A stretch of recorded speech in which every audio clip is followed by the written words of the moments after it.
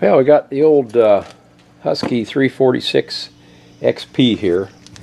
This has been a great little saw. This is one that got cooked. Some gas went bad on us and cooked the cylinder, some gasohol. And I put a aftermarket cylinder in it. Ran great. And then one day last winter it just wouldn't run. I could not get it fired up.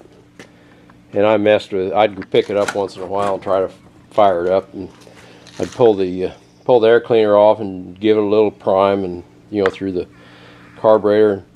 It'd pop and crack, but it never would run. And I was about ready to take it into a shop and say, see what you can do with this. And decided I'd look at her one more time. And I pulled the starter rope without setting the brake, and the chain turned. Well, it's not supposed to do that. So I checked the chain, took a screwdriver and pushed the chain. The motor would turn. Well, that's not right. Now what I always do when I start, I push the brake on.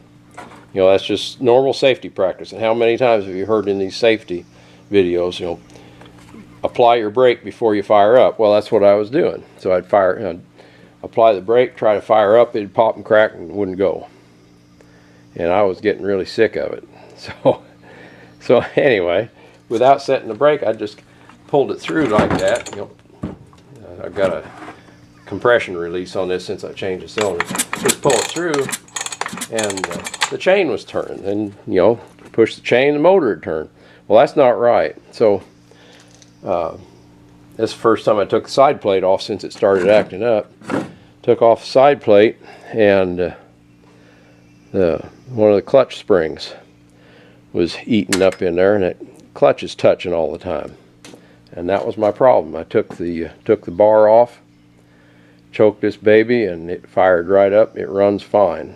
I haven't run it up full speed because I don't have a load on it, but it pays to look a little farther. But when it was acting up, I always had a couple other saws I could grab, and I just didn't spend any time on it. So before you run it off to the shop and pay somebody, look it over real good.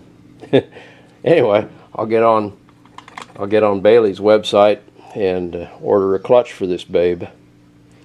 And that clutch has got several years. I'll just probably buy the whole darn clutch. Maybe they sell the springs. If they sell springs, I guess that'd be enough. But anyway, that's a pretty easy fix. I was thinking I was going to have to buy a new carburetor or something the way it was acting, and it was just that it was starting under load with the brake on, and I should have figured that out quicker. So maybe that'll help one of you. Catch you later. Thank you for watching.